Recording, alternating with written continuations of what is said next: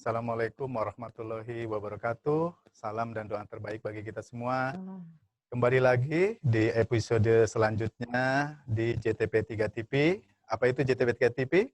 Adalah satu kembangan dari Sekretariat JTP3 atau Gugus Tugas Pencegahan dan Penanganan Pornografi, QQ, Kementerian Agama ya, melalui Biro Hukum dan Kerjasama Luar Negeri. Oke, dan sekarang temanya adalah Ortu Bijak Cyber ya. Jadi kalau di episode pertama kita mengangkat tentang porn from home, yaitu profil pornografi di Indonesia yang ada hubungannya dengan masa pandemik gitu kan, masa work from home atau stay at home. Nah di tengah-tengah kita ini sudah ada 4 narasumber. Saya juga mungkin harus memperkenalkan diri. Saya Ferry Faruk dari Gerakan Jangan Bugil Depan Kamera, dan hari ini atau dalam episode ini narasumber sekaligus host, tapi mungkin lebih banyak ke hostnya gitu ya. Ada 3 teman saya sebagai narasumber, yaitu yang pertama Dr. Ajat Wiratma. Selamat siang Kang Ajat.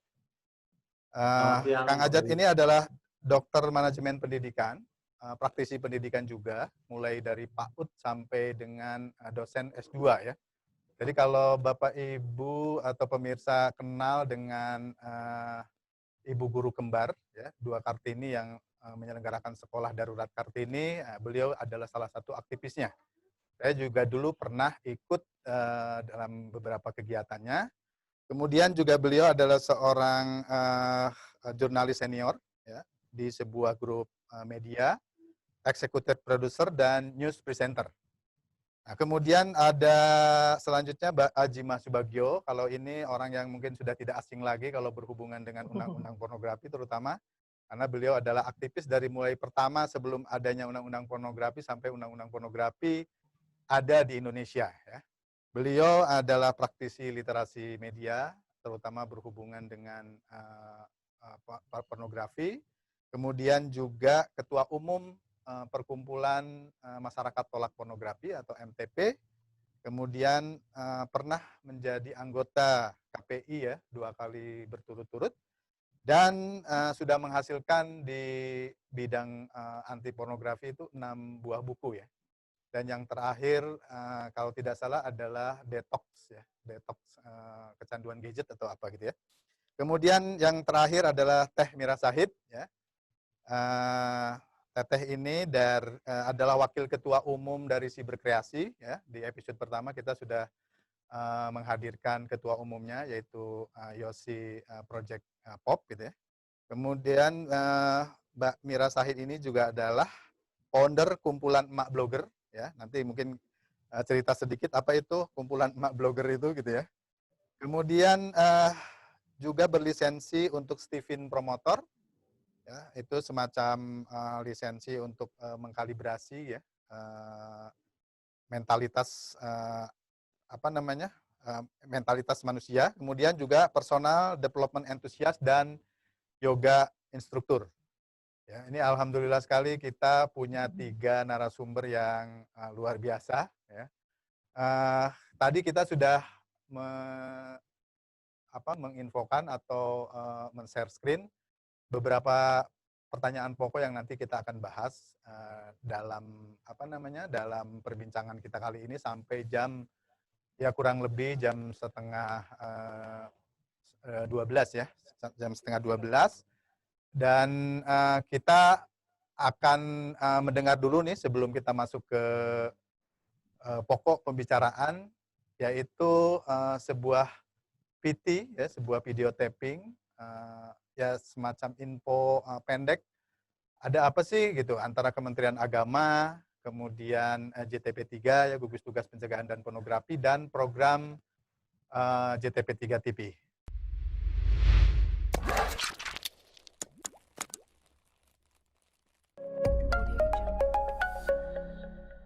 Bicara GTP3, apa tugas sehari-hari Kementerian Agama?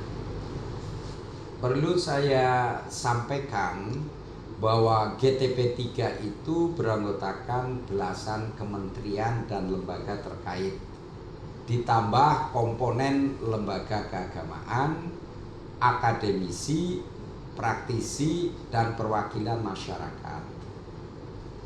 Kementerian Agama melalui Biro Hukum dan Kerjasama Luar Negeri ini bertanggung jawab secara teknis dan operasional sehari-hari melalui kesekretariatan GTP3. Terkait sosialisasi dan edukasi pencegahan dan penanganan pornografi, apa yang sudah dilakukan Kementerian Agama? Selama ini Sekretariat GTP3 sesungguhnya telah menghasilkan berbagai modul, baik itu cetak maupun elektronik. Untuk edukasi dan sosialisasinya, kami kerjasamakan dengan berbagai pihak, serta berbagai kalangan, dan sampai saat ini sudah banyak provinsi yang kami fasilitasi. Sekarang sudah ada wadah kanal GTP3 TV. Apa yang Bapak harapkan dengan dikembangkannya kanal tersebut? Kanal GTP3 TV itu merupakan salah satu ikhtiar untuk memperluas jangkauan upaya sosialisasi dan edukasi pencegahan dan penanganan pornografi. Dan ini kita laksanakan di saat yang tepat ketika masyarakat Indonesia menghadapi COVID-19, di mana masyarakat banyak menghabiskan waktunya secara online. Acara ini dikemas sebagai perbincangan ringan, serta akan selalu tersedia dan diakses di mana saja dan kapan saja. Dan GTP3 TV ini diharapkan menjadi salah satu kanal yang edukatif bagi masyarakat luas. Oke, terima kasih. Tadi adalah salah satu flash info dari Pak Mudofir. Beliau adalah Kabiro Hukum, Kabiro Hukum dan Kerjasama Luar Negeri Kementerian Agama Republik Indonesia. Nah, saya sapa dulu para narasumber. Selamat pagi, atau nanti yang akan nonton siang, selamat siang, yang akan nonton malam, selamat malam, gitu ya. Assalamualaikum Mbak Azima, Kang Ajat. Nanti sambil mungkin ada yang mau ditambahkan dalam perkenalan, silahkan. Nah, sebagai pemancing gitu, sebagai opening dari masing-masing narasumber, ini saya ada satu question ya. Soal kesan-pesan pengasuhan di masa COVID, ya, terutama berkenaan akses anak ke internet. Mungkin saya mulai dari Mbak Mira dulu, silakan. Alhamdulillah salam sehat semuanya. Kembali saya juga menyapa Kang Ferry, Bu Azimah, Dr. Ajat, dan juga teman-teman yang saat ini mungkin sudah stay tune di YouTube ataupun di kelas Zoom ya mungkin.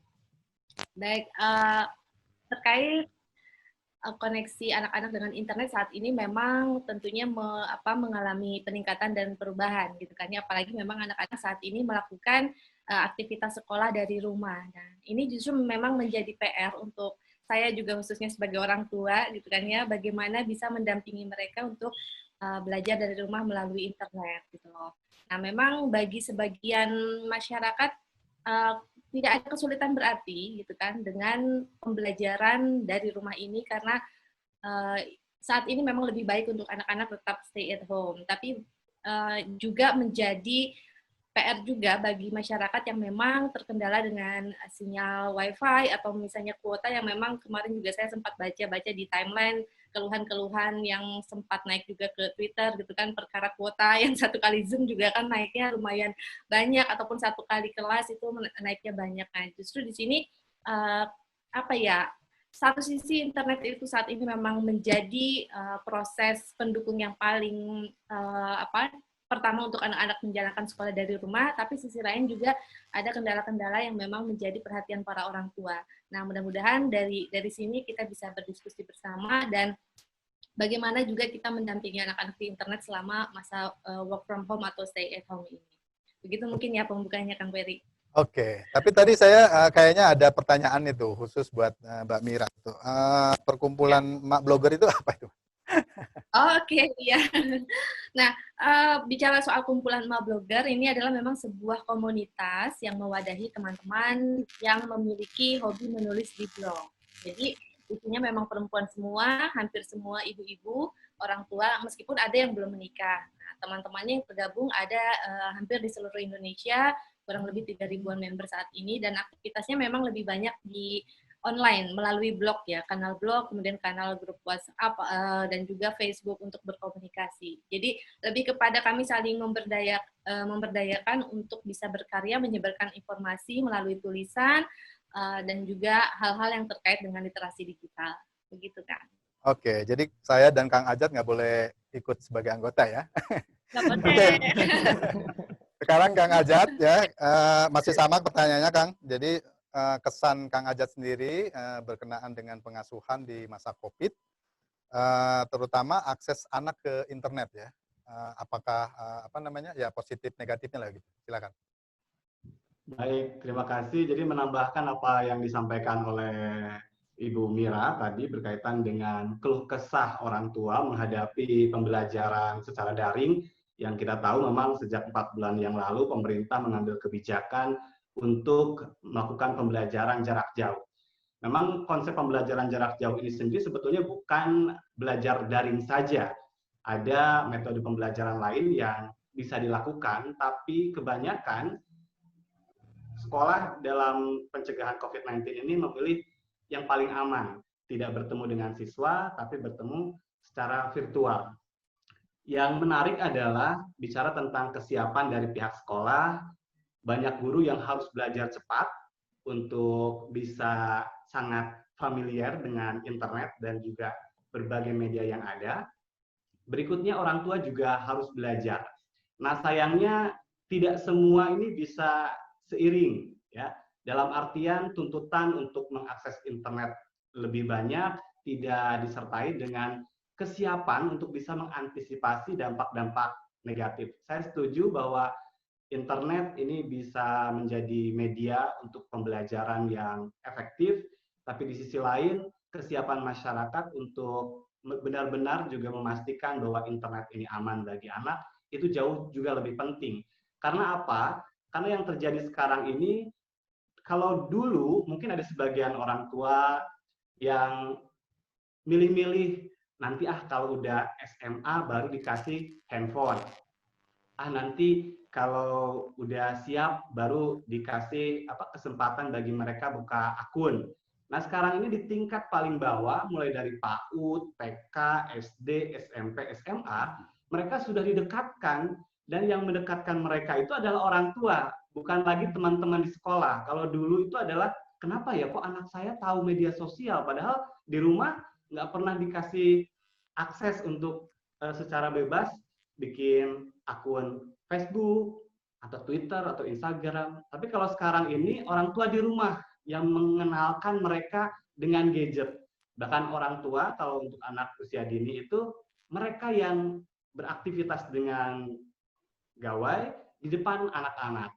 Nah, ini kan satu hal yang baru yang memang di satu sisi dulu kita punya proteksi yang begitu ketat, tapi di sisi lain sekarang ini dituntut kita untuk lebih banyak menggunakan gawai, dan ada sebagian yang harus juga dipahami, ini orang tua sekarang ini betul tadi ya, untuk kategori emak-emak seperti Bu Mira ini kan masih bisa mendampingi anak-anaknya.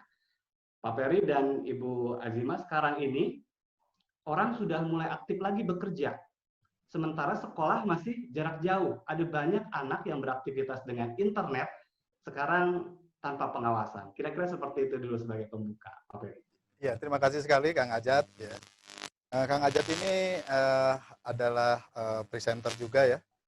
Pernah 1 tahun ya, Kang Ajat Jadi Betul, saya kita pernah bikin acara. ya, sekarang balas dendam saya gitu. Saya nge-host. Sekarang saya di acaranya Pak Ferry, betul. Terus saya lihat Kang Ajat ini kan buka podcast ya. Itu apakah sebelum COVID atau COVID ini kemudian membawa blessing in disguise sehingga buka apa namanya mengembangkan podcast di rumah gitu. Baik, kalau untuk secara pribadi berkaitan dengan aktivitas kita secara virtual, ini kan salah satu kebiasaan baru yang muncul selama pandemi COVID-19. Di luar itu, saya sendiri sebagai guru kan harus sebisa mungkin mencari cara supaya pelayanan pendidikan bagi anak-anak kami tidak terputus. Jadi internet dan dunia virtual ya sudah jadi bagian dari keseharian gitu. Termasuk juga setiap malam akhirnya bikin podcast pertama karena kesibukan kita banyak di rumah. Kalau kemarin-kemarin kan jam 8 malam baru pulang misalnya kan, tapi kalau sekarang kan di rumah terus dan ada banyak hal yang harus kita sampaikan tidak bisa secara langsung, jadi kita lakukan secara virtual. Kira-kira seperti itu. Jadi banyak hikmah sebetulnya dengan pandemi ini sendiri. Saya sendiri ngerasa bahwa saya lebih produktif ya karena banyak kegiatan di rumah. Ide-ide itu kan nggak bisa terkungkung kalau dulu kita terlalu banyak aktivitas, kebanyakan macetnya di jalannya gitu, tapi kalau sekarang full pikiran itu kan bisa dikonsentrasikan karena kita berada dalam 1-2 tempat saja setiap hari. Saya di rumah atau tidak di rumah berarti saya berada di kantor, di studio gitu. Oke, terima kasih Kang Ajat. Jadi dari Teh Mira sama dari Kang Ajat melengkapi gitu ya bahwa yang namanya di masa pandemik ini peningkatan akses terhadap internet sangat tinggi, tetapi juga masih ada problem dalam infrastruktur, dalam biaya, dalam mentalitas masyarakat kita ya, baik sebagai orang tua, pendidik maupun anak gitu. Nah, sekarang mungkin dari Bu Azimah mau menambahkan apa Mbak tentang hal ini? Ya, tadi Mas Ferry mempersilahkan kalau ada profil lain begitu ya. Alhamdulillah profil saya yang satu lagi tambahannya, saya juga komite, Mas Ferry, komite sekolah di salah sebuah SMA di Jakarta Selatan. Jadi kami sangat intens berkomunikasi dengan guru, dan ini mungkin juga sebaiknya para orang tua juga bisa melibatkan diri dengan sekolah ya, karena sangat penting. Sebab yang sebagaimana disampaikan oleh Kang Ajat tadi, sekolah itu juga sebenarnya tidak siap dengan adanya pembelajaran dari rumah. Ya, kondisi pandemik membuat mereka harus mengejar begitu ya, membuat materi-materi secara online. Dan itu kalau untuk guru-guru yang kebetulan sudah katakan ya 40 tahun ke atas itu sangat berat ya, sehingga memang akhirnya kami mendapat banyak masukan dari orang tua. Di bulan pertama itu isinya hanya memberi tugas, ya. Jadi memberi tugas begitu pilihan ganda, suruh isi, lalu guru tinggal nilai. Nah ini kemudian membuat anak jenuh. Nah alhamdulillah setelah ada komunikasi, tugas-tugas itu berubah, kemudian akhirnya jadi pertemuan tatap muka melalui online. Ya, ada komplain juga sebagaimana yang Mbak Mira tadi sampaikan. Wah kalau nge-zoom satu mata pelajaran ya sehari misalnya bisa 4 begitu ya, lumayan juga kalau kita punya anak 3, punya anak 4. Nah itu ya akhirnya kita juga beri masukan kepada guru untuk bisa memanfaatkan aplikasi yang lain ya, bisa misalnya kita merekam atau bentuknya audio di WhatsApp gitu ya, atau juga mungkin di YouTube gitu yang lebih murah. Dan alhamdulillah sekolah yang kebetulan anak saya bersekolah di sana itu kita sudah punya web khusus belajarnya yang namanya e-learning. Jadi semua materi ada di sana. Dan ini menjadi pilot project di Jakarta Selatan untuk sekolah-sekolah lain. Nah, yang lainnya yang juga perlu kita kembangkan adalah sinergi orang tua dengan guru tadi ya. Kalau misalnya memang ada bahan-bahan atau yang orang tua tahu begitu ya terkait dengan silabus atau materi-materi yang disampaikan kepada anak-anak itu juga bisa dibantu gitu. Jadi tidak selalu guru harus membuat sendiri. Ini yang akhirnya membuat guru juga tekanan mental ya sebenarnya. Jadi kita sebagai orang tua juga harus empati terhadap guru. Dan alhamdulillah ya setelah ada juga pelatihan-pelatihan, masukan dari orang tua kepada guru, dan salah satunya adalah tentang jam belajar. Dulu sebelum masuk di bulan Juli tahun ajaran baru, itu jam belajar itu sampai jam 15, Mas Ferry, ya, Mbak Mira, dan Kang Ajat mungkin juga merasakan di rumah. Tapi alhamdulillah setelah ada evaluasi, sekarang di sekolah anak-anak kami itu hanya sampai jam 12. Dan ini menggunakan teknologi, ya. Kemudian ada 3 kelas misalnya bisa digabung. Nah, kemudian pemberian materinya juga bisa sama-sama. Dan ini tentunya bisa kita lakukan apabila gitu ya, kita saling sinergi. Dan tadi ya, interaksi anak dengan gadget, dengan internet bisa dibatasi bila panjangnya jam sekolah juga bisa kita batasi. Sehingga guru juga punya waktu untuk mempersiapkan materi esok harinya dan anak juga bisa istirahat. Kira-kira begitu, Mas.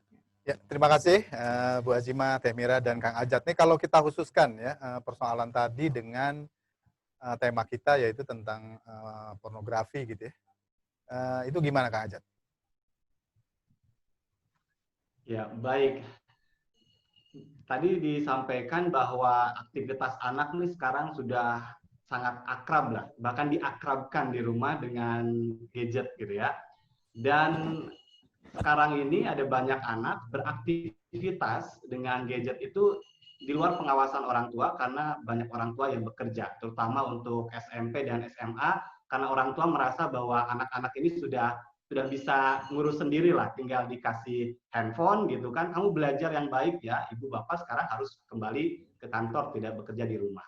Sayangnya, yaitu tadi, masyarakat itu tidak disertai dengan pengetahuan yang cukup tentang handphone ini.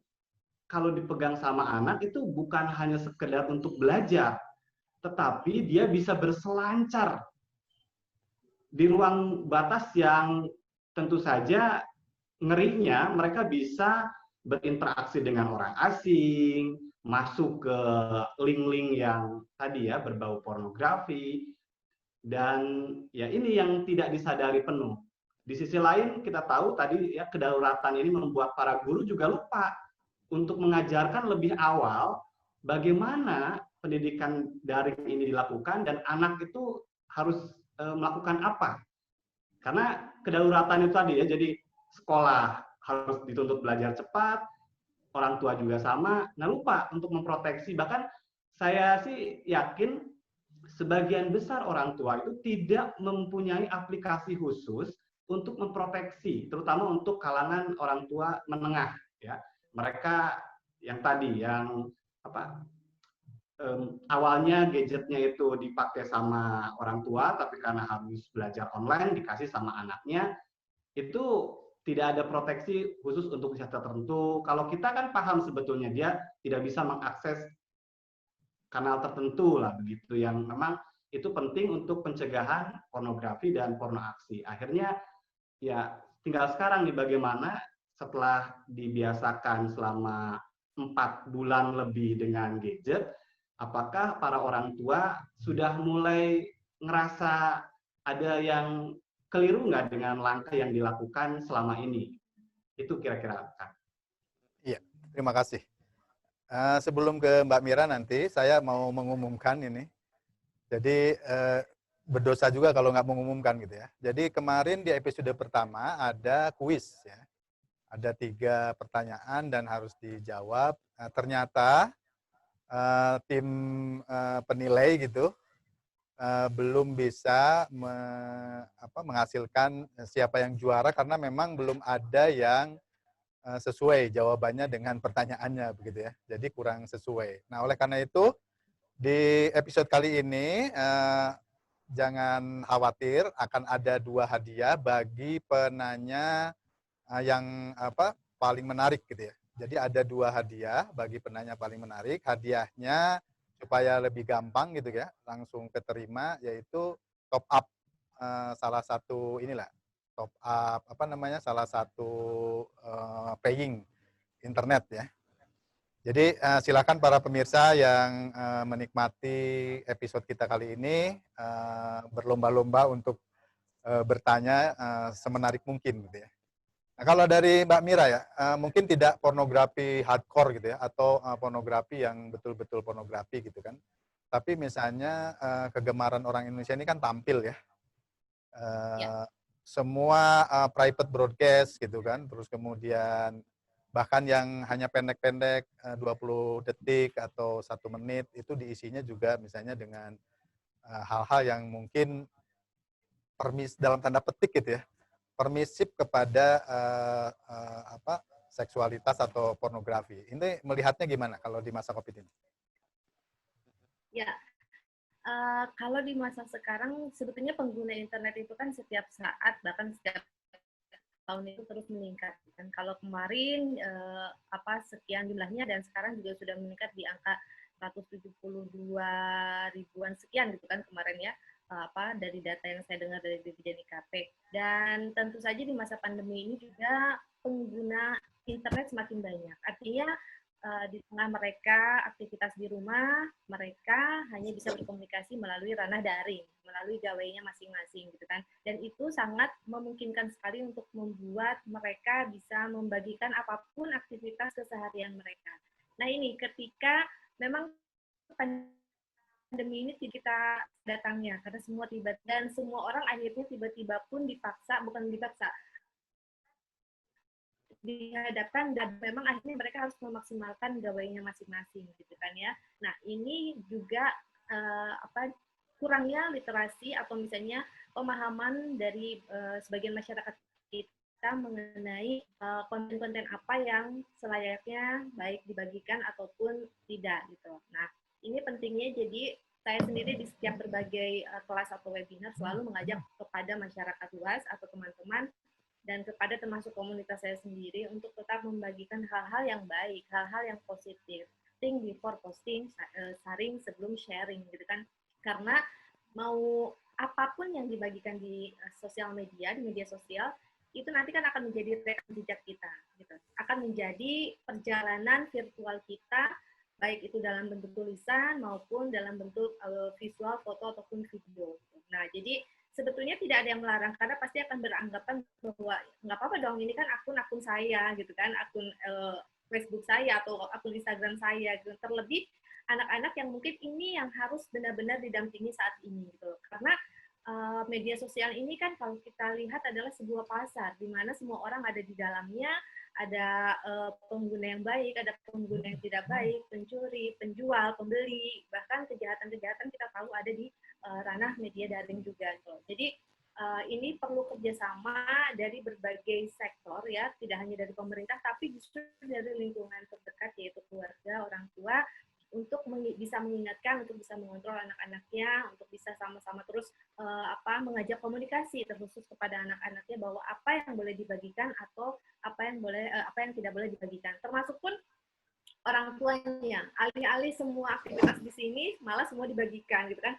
Nah, karena kan kita tahu bahwa hubungan keluarga di masa ini juga kan ada yang memang bondingnya lebih kuat gitu kan, setiap pasangan suami istri, tapi dan akhirnya mereka lupa saking senangnya, saking bahagianya dibagikan juga ke media sosial gitu kan. Padahal tentu tidak semua orang juga perlu tahu hal itu gitu kan. Tapi itu rasa bahagianya akhirnya kadang membuat sebagian masyarakat lupa diri bahwa media sosial ini adalah rekam jejak yang tidak akan pernah hilang jejaknya. Jadi yuk teman-teman atau Bapak Ibu yang memang saat ini menonton, kita coba pikir-pikir lagi wisdomnya, kebijakannya apa sih dari diri kita dan untuk anak kita, apa yang perlu kita bagikan di media sosial. Kalau memang urusan sumur, kasur, dapur, itu kayaknya udah deh jadi bagian kita aja gitu kan ya.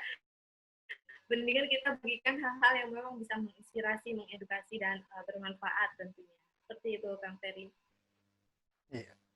Jadi di masyarakat kita masih banyak ini ya, penyalahgunaan atas nama privasi gitu ya. Sehingga mengakses atau membuat konten-konten yang seenaknya begitu ya.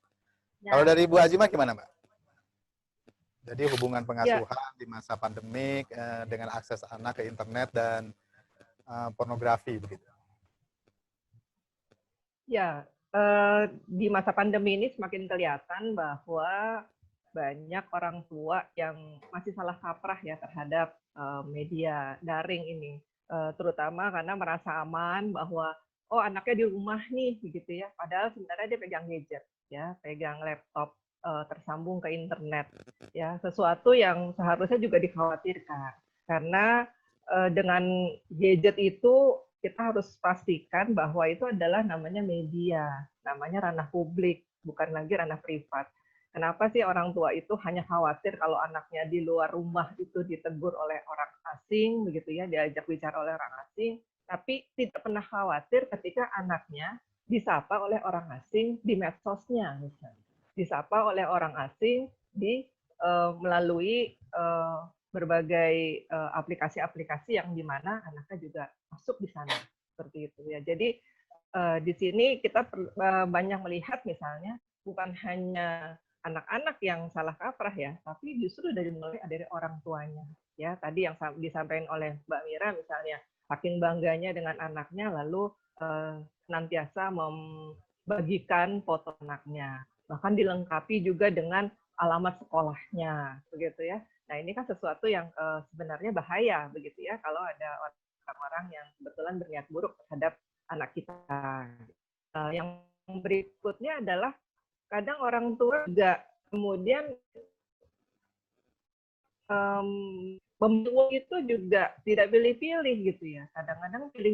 Kadang-kadang memberi reward itu justru adalah sesuatu yang membahayakan, seperti memberi gadget terbaru gitu ya.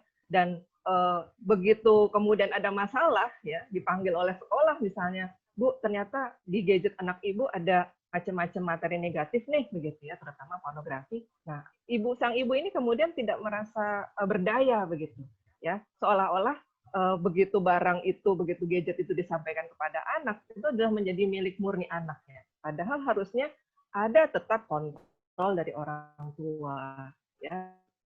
Untuk anak-anak yang masih di bawah umur kan itu orang tua harus tahu gitu ya password di anaknya apa, termasuk juga menjadi teman-teman di dunia maya bagi anak-anak.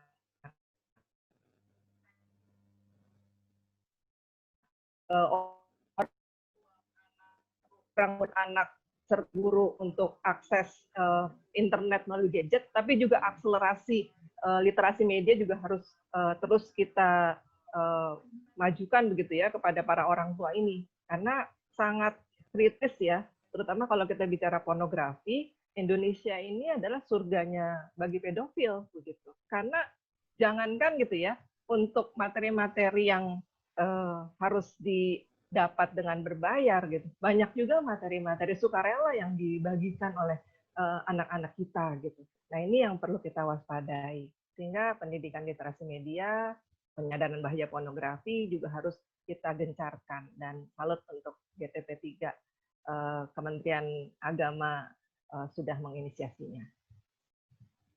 Ya, terima kasih, Mbak. Oh ya, saya pikir sudah barusan. GTP 3 TV juga dalam rangka menambah sosialisasi dan edukasi ya, terutama di literasi media yang ada hubungannya dengan pornografi. Kita juga melihat ya bahwa pemerintah jangan terlalu asik juga untuk memperbesar anggaran di infrastruktur ya, memperbagus bandwidth, tetapi literasi media dan kontennya nggak ada gitu loh. Artinya kalau sepengetahuan saya kan, kalau misalnya anak-anak ini harus bermain sepanjang waktu di internet itu ya bermainnya di mana kalau kontennya misalnya berbahasa Indonesia untuk pembelajaran, atau mungkin untuk orang dewasa juga di mana kita bisa belajar tentang pembelajaran usaha dan segala macamnya gitu ya. Ini satu kata saja, ini semacam asosiatif game gitu ya, associative thinking. Dan kenapa kata itu yang dipilih? Mulai dari Teh Mira dulu nih. Jadi kalau di kebanyakan masyarakat Indonesia itu menurut Teh Mira, internet itu apa sih gitu? Dan bagaimana itu gitu? Oke, baik. Terima kasih Kang Ferry. kalau kita bicara internet di Indonesia tentunya karena memang seperti tadi saya bilang pengguna internet setiap tahunnya itu bertambah. Jadi sudah banyak di Indonesia ini yang mengetahui internet itu apa. Hanya saja memang kembali lagi kepada fungsinya, caranya yang harus dibagikan itu yang memang harus diliterasikan seperti kata Ibu Azima, literasi digital, kemudian literasi media gitu kan. Nah, bicara associative thinking ini kan karena memang kita ini terikat setiap harinya itu bangun tidur, let's say kita sudah kalau para orang tua atau ya orang dewasa pada umumnya sudah memegang gawainya masing-masing, membuka cek email, WhatsApp, grup dan lain-lain gitu kan ya. Nah, kita dan teknologi dan internet saat ini memang sudah terikat atau lekat hubungannya, sudah erat banget gitu loh. Sepertinya kita mendingan ketinggalan dompet daripada ketinggalan handphone ya, daripada ketinggalan gawai kita masing-masing. Artinya memang sudah sedemikian dekat sekali kita dengan teknologi dan internet ini. Nah, makanya memang orang-orang seperti kita, masyarakat pada umumnya Indonesia ini yang sudah mengenal internet, yang sudah sangat lekat dengan internet dan media sosial ini kan ada sebuah sebutannya itu socio-materiality. Artinya memang kita itu sudah terikat erat internet, hubungannya satu sama lain secara komunikasi, pemanfaatan komunikasi, penyerapan dan penyebaran informasi semua kita dapatkan melalui ranah daring. Jadi artinya apapun yang saat ini terjadi, yang paling pertama bisa kita ketahui adalah melalui ranah daring gitu kan ya. Baru mungkin di media-media, bahkan media-media pun kan sekarang sudah ke ranah daring gitu kan, platform-platformnya dibuat. Jadi tidak apa, maksudnya kita menjadi social materiality, tapi balik lagi kepada etikanya yang harus kita anut, yang harus kita ketahui. Bagaimana kita menggunakan internet gitu kan, apakah dampak positifnya seperti apa, dampak negatifnya seperti apa, dan lalu bagaimana, apakah memang ada hal-hal yang bisa kita maksimalkan di situ, dan termasuk komunikasi ya. Saya tadi bilang bahwa apalagi di masa pandemi ini komunikasi kita semuanya full melalui ranah daring, jadi bagaimana kita juga tetap bisa saling menghargai di internet ini, di media sosial ini, supaya apa ya, ibaratnya kalau kita ngomongin hubungan satu sama lain, hablum minannasnya itu terus berjalan dengan baik gitu. Karena yang dikhawatirkan itu tadi, semua orang bisa berbicara apa saja di internet, semua orang bisa mengunggah apa saja di internet, tapi lupa dengan etika-etika yang harus dijaga, baik dari tutur kata, baik dari sikap gitu kan. Jadi kebiasaan mungkin yang tadinya di rumah ngobrolnya bahasa gue banget, gue banget, yang bisa ngebully seenaknya, karena beda kan ya kalau kita ngebully langsung ketemu orang sahabat dengan kita ngebully di media sosial gitu kan, dan itu akan tanggapannya akan jauh lebih beda lagi dan bisa jadi menimbulkan konflik gitu. Jadi ya nggak apa-apa aku bilang sih, maksudnya associative thinking, mari kita sama-sama lebih bijak menggunakan internet dengan konsep socio-materiality yang lebih baik kayak gitu kan. Ya. Jadi pendeknya jadi panjang ya. Tapi bagi sebagian jadi bagi sebagian kita, internet itu sama dengan nyawa gitu ya. Artinya ya, kehilangan dompet, kita tidak kehilangan nyawa gitu. Kalau kehilangan handphone kayaknya kehilangan sesuatu banget gitu ya. Sebelum kita ke pertanyaan berikutnya, ada dua VT dulu dari pemimpin produksi gitu ya, yaitu dari Bapak Saan. Ya, kita saksikan video berturut-turut dua, yaitu dari Pak Saan dan Pak Imam. Silakan.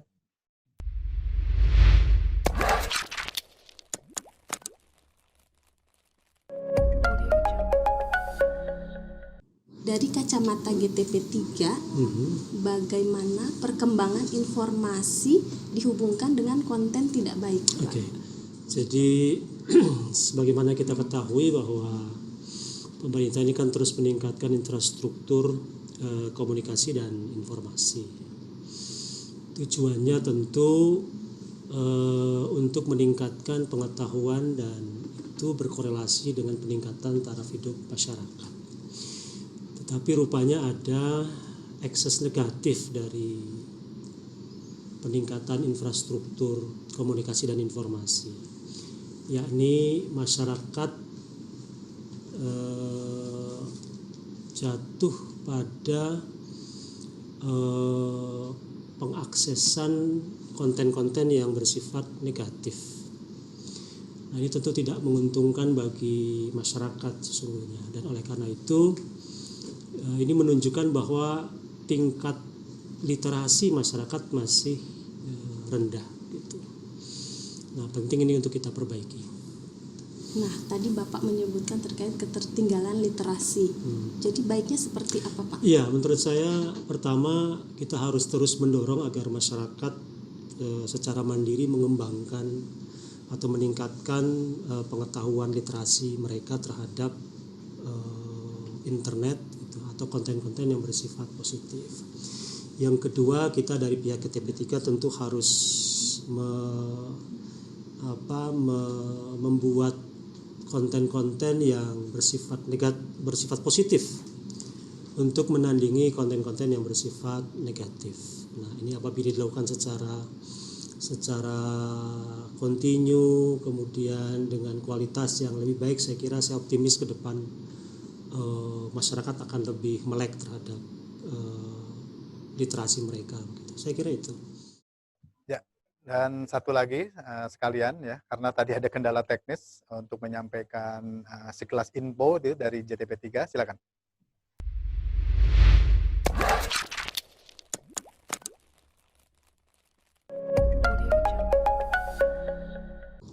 Boleh dijelaskan apa tugas GTP3? Tugas GTP3 pada pokoknya adalah yang pertama berkenaan dengan pencegahan dan penanganan pornografi itu sendiri. Di antaranya yang pertama mengordinasikan upaya pencegahan dan penanganan pornografi, memantau pelaksanaan pornografi, melaksanakan sosialisasi, edukasi, dan kerjasama, serta melakukan evaluasi dan pelaporan. Program GTP3 TV sendiri tujuannya apa, Pak? Tujuan pokoknya adalah menambah kanal untuk sosialisasi, edukasi, dan juga kerjasama. Untuk sosialisasi dan edukasi, ini berkenaan dengan literasi pencegahan penanganan pornografi itu sendiri. Sedangkan terkait dengan kerjasama, tentunya dengan berbagai komponen GTP3 dan sumber daya yang lain. Adakah pesan khusus terkait tema awal talk show GTP3 ini? Untuk pesan khusus ya, yang pertama kita mencoba untuk menggambarkan profil pornografi Indonesia, baik secara pembuatan, penyebarluasan, dan juga penggunaan. Selanjutnya kita coba membahas pencegahan dan penanganan pornografi itu pada lapisan masyarakat, terutama untuk pribadi, keluarga, maupun lingkungan pendidikan. Tadi sudah ada pemutaran 2 PT, dan sekarang kita sudah berada di bagian akhir ya, di bagian closing. Kita coba dengan internet parenting wisdom gitu ya. Jadi bagi Bu Azima dan Teh Mira gitu ya, atau Mbak Azima dan Teh Mira, wisdom apa yang perlu dikuatkan sebagai orang tua dalam pengasuhan di dunia cyber gitu ya. Nah, nanti untuk Kang Ajat, itu wisdom apa yang perlu dikuatkan sebagai pendidik itu dalam pengasuhan di dunia cyber. Silakan Bu Azima dulu.